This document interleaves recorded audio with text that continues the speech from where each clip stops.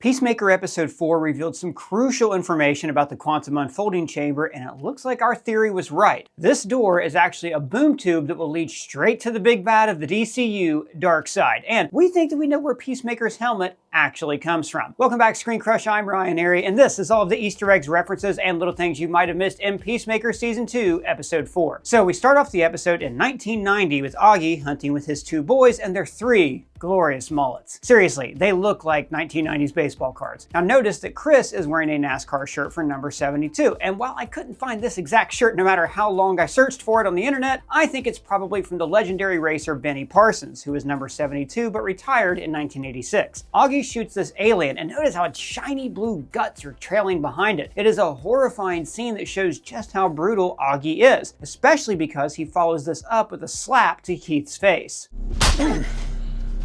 Tell me don't. Now, as for the alien species, our very own Lee Mazzio has a theory that this could be one of the bugs of New Genesis. I'll just say right now. Alright, so we talked about this last week, but I want to go over it because I think it's important for the rest of this video. In 1970, Jack Kirby left Marvel for DC, where he plotted out an epic called The New Gods. It was about these two planets, the perfect utopia of New Genesis, populated by these beautiful new gods, facing off against the hellscape world of Apokolips, ruled over by the tyrant Darkseid. Now, we do have a video coming out about this tomorrow, but the new gods use a device called a mother box as a kind of do-anything-you-say computer. And one of its abilities is to open boom tubes that can teleport you across the universe, or the multiverse. So the bugs of New Genesis, like this guy, are actually capable of crafting their own mother boxes, just like in the DC Universe online game. And remember, this chapter of movies and TV shows is called Gods and Monsters. So we think it's likely that they chose this show to introduce us to one of the races that live in New Genesis, home of the new gods. And there are also many other indications that this is mother box technology that we're going to talk about as we go along. Young Chris picks up this case that even looks like his future Peacemaker helmet. Now, I would say that inspired the shape of his helmet, but I have another theory on how that connects to the fight against Darkseid that I will cover later on. Hey guys, can I have a job? Yeah, we don't really hire other people here. It's more just us. I mean, what's the big deal? You already have a job, right? Yeah, but I gotta quit. I am so stressed out all the time. I gotta work overtime to pay my rent. I gotta be in the office every day and nobody... Yeah, and I bet you never even get to see your kids. Oh my God, you're right. I have kids! Where are my kids? Look, it's okay. I can relate to everything you just said. In fact, I think we all have felt undervalued at work. And frankly, AI is scary. Everybody I know is afraid that they're going to get laid off. But if you want some life flexibility and financial independence, you should try Triple 10. They're the sponsor of this video. Triple 10 is an online platform for tech education that lets you jump into a career in tech. Oh, but I don't know anything about all that tech stuff. That's okay. They offer beginner-friendly boot camps, and you don't need a tech background. Plus, the lessons are flexible and tailored to people with busy schedules. Believe me, Triple 10 can change your life. They are great for everybody who wants to change something in their career. Their online boot camps have one of the highest graduation and employment rates in the industry. 82% of their grads get hired in 6 months or less. And the median salary of a Triple 10 graduate is $70,000 a year. Wow, that's more money than I make in a decade. Yeah, you really gotta get a new job, dude. I agree. And Triple 10 offers a more affordable education, flexible payment rates, and no huge college loans. And if it takes you more than 10 months to get a job that you trained for, you get 100% of your money back. This is a great opportunity to take control of your life and jump into a tech career that AI cannot replace. So start learning a new job right now from just $200 a month. And click my link in the description or scan this QR code for a free career consultation. Now, back to what I was saying. And then we go to Argus heading to Chris's place while Judo Master eats hot Cheetos, just like we saw all throughout last season and last episode during his reintroduction. Hey, fatty. So then he catches us up on what happened to him last season between him and John. Remember that time you smashed my car with a truck? Snuck up behind me and hit me in the head with a tire iron? Yeah, why? Scary. Now, all of that happened in episode 3 last season, but John actually hit him on the head with a tire iron an unhealthy number of times. If you like me, Now, this was a semi-important moment for John, as it was one of his first moments of being a hero, and he builds on that courage in this episode by defying orders to help his friend. John does not like Red Saint Wild, so he calls him Wild Bill suck. A play on the famous gunfighter. Can you let me go to hell the way I want to? And St. Wild responds by calling him Hagrid from Harry Potter because he is very tall, bearded, and always means well. Now when he takes out his phone to text Chris, notice that his lock screen is an image of himself looking cool in a biker outfit. This was also his desktop background on his PC last season. And Chris has John saved as Econogoat, which is a big change from last season when he ridiculed him and gave him the nickname Diebeard. When Chris wakes up, we see him from above the ceiling fan, calling back to this classic shot from Apokolips Now. Now, the last time Chris was in his house, he was incredibly drunk, and he assumed that Eagly had wrecked the house because, you know, he's a pain in the ass bird. But now that he's all sobered up, he's noticing the bullet holes in his wall and ceiling. So Eagly is hungry. I love how he even pulls at the fridge with his beak to open it. And then Chris says, "This is my food. My food's over here. Your food's over there." And Eagly eating people's food foreshadows the end credits scene with Red St. Wild. Pretty pebbles I get it. protein powder. And look, you can even see that protein powder on the countertop right here. I also want to note that Eagly's sound is an actual accurate eagle sound. They don't sound majestic, they actually sound a little whiny. I am disassociating myself from this whole weird, sick show.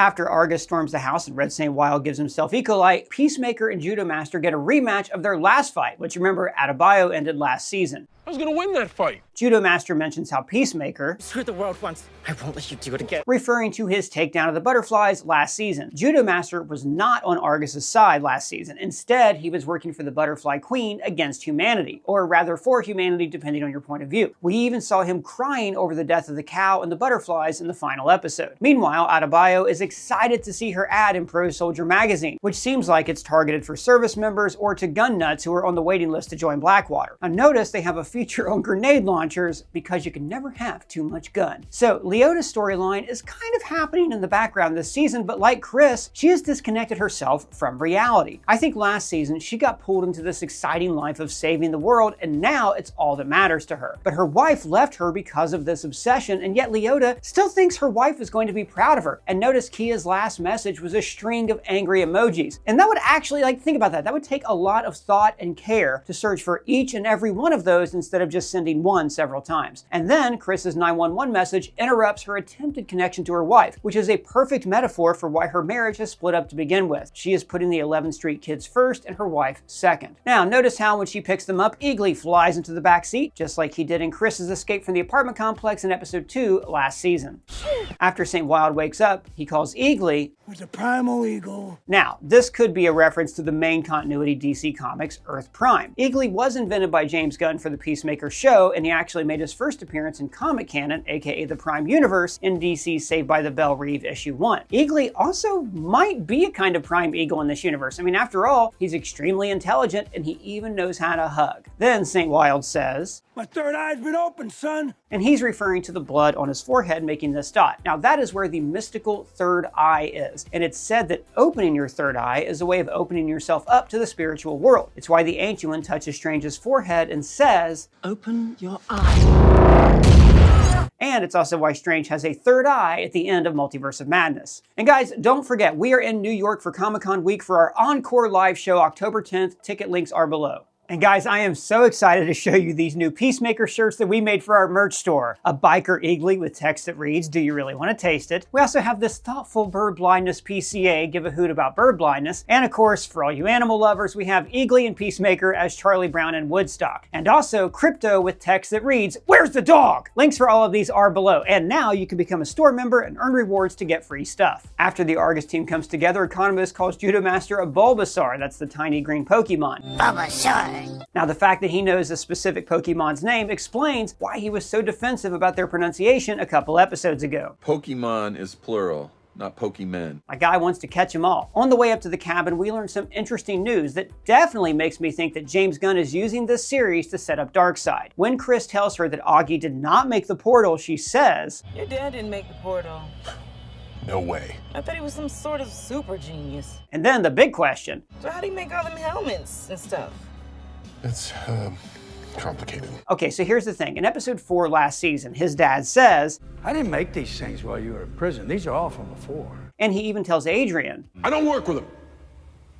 He makes me stuff. So the show definitely made it seem like Augie was a super genius who invented his son's gear. And when they introduced the quantum unfolding chamber, I don't think it was intended then to connect to a bigger story. It just seems like a gag, like this is the kind of crazy thing that would exist in the DCEU. Remember, James Gunn was not in charge of this interconnected universe, so he had no authority to like seed things for bigger projects later on. He was just throwing wacky shit against the wall because it was funny and entertaining. But now that James Gunn is in charge of charting the course for this franchise, I think he has revisited this idea and retconned it a bit. Now, Augie is not a genius, he's just a lucky racist who found alien technology. But why would Gunn change the origin of the QUC? Well, obviously because he has bigger plans for it. And like I said, we have a video coming out tomorrow about this theory, and I'm going to talk about where the helmets come from a little bit later in the video. Now, when Chris tells her the story, she says, Those visions, they haunted you, they messed with you. I was worried, bro. Now, she's referring to the ending of last season when we saw a ghostly image of Chris's dad haunting him. Now, at the time, it seemed like this was setting up a season 2 where Chris was haunted by the ghost of his father, where he couldn't shake his evil influence. But again, Gunn reversed course after becoming the head of the studio, and Chris is able to wave away that cliffhanger faster than Rose Tico. This isn't my mind playing tricks on me. And so this is a way to explain away that cliffhanger, but it also shows how deeply Chris trusts Leota. He tells her everything, and she helped him deal with his ghost dad lingering on his porch. Now, Chris once again mentions how the QUC is a doorway to 99 doorways to other dimensions in there. and that is different from the current DC multiverse canon where there are only 52 different universes, or Earths as they call them in DC. There are extra realms in DC Comics that don't technically fit under that 52 Earth label, so it could be counting for some of those like the Monitor Sphere and the Source Wall. Oh, and by the way, I got to apologize for something. All through the last video, I kept calling the super team in Earth X the Terrific Trio when they're actually called the Top Trio. Now, I say Earth X because last week we also noticed that in this universe, there is a white supremacist superhero and everybody in the entire city appears to be white. So we think this could be Earth X, an alternate universe where Nazis won World War II. Now, when they enter the cabin, Leota says, Oh, there's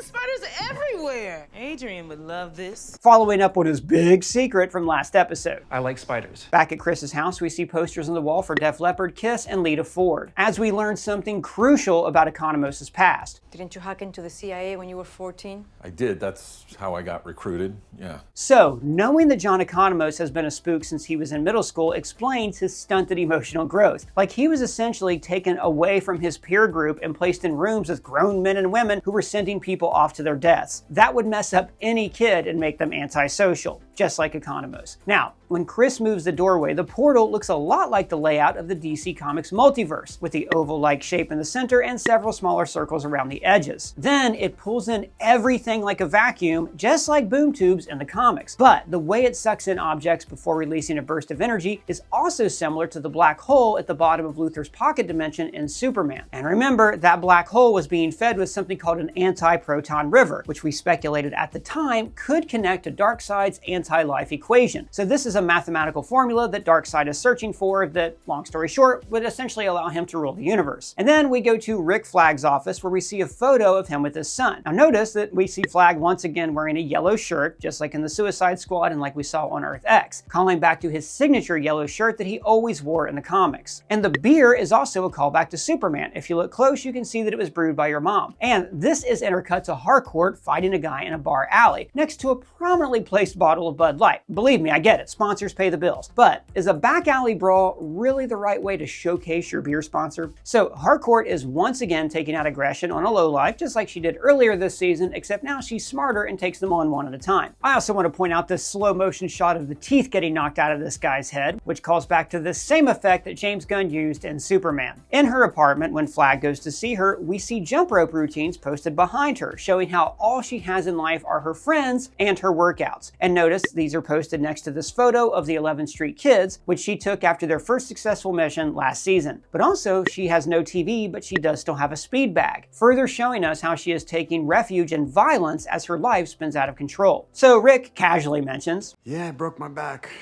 And this happened in episode 5 of Creature Commandos when Clayface gave him the Bane special. And look, when she hands him the mug, there's clearly nothing in this mug. And I'm sorry, Hollywood props masters have to work out a solution here. There's never anything in the cups and it's obvious. I understand you can't have liquid on set, it would splash, it would ruin people's costumes, but there's gotta be like some kind of fake liquid or something weighted you can give people so when they hand mugs or coffee cups over to people, it doesn't look like something's empty because it really just takes me out of the reality. I can buy that there's this Christopher Tony. Present. Yeah, sorry. You're doing it again.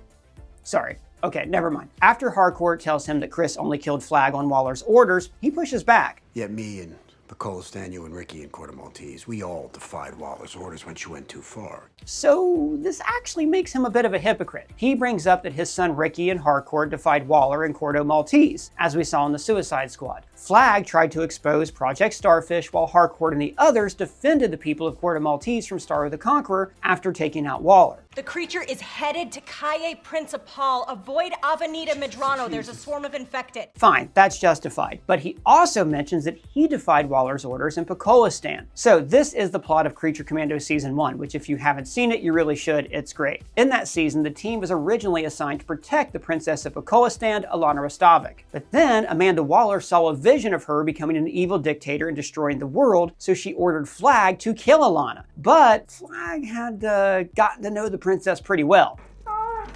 Maybe you should just give him 30 seconds. So he refused to be a part of the assassination attempt. I'm not doing this. I'm out. The thing is, though, it did turn out that Flag was wrong. The vision was right, and the princess was an evil monster. So Flag is being a hypocrite here, because he's saying that a soldier should know when to follow or defy orders, when he himself did not actually know the right time to defy orders. He's trying to justify his own single-minded quest for revenge against Peacemaker. Now, after being told that she's been blackbooked, she says, I was one among 5 agents who eradicated an alien threat, saving countless lives. Referring to the 11th Street Kids takedown of the Butterflies last season. Now, she also mentions how she nearly lost my life in the process. During the final battle, Harcourt was shot several times and almost got taken over by a butterfly. She was in a coma, which Adebayo mentioned in the last episode. He sat by your bed for 5 days while you were in a coma, Em. And he also says that, as a soldier, she did not approve of Leota outing her mom's actions last season. Had Agent Adebayo asked my advice, I would have strongly advised against it and offered other potential solutions for keeping Agent Smith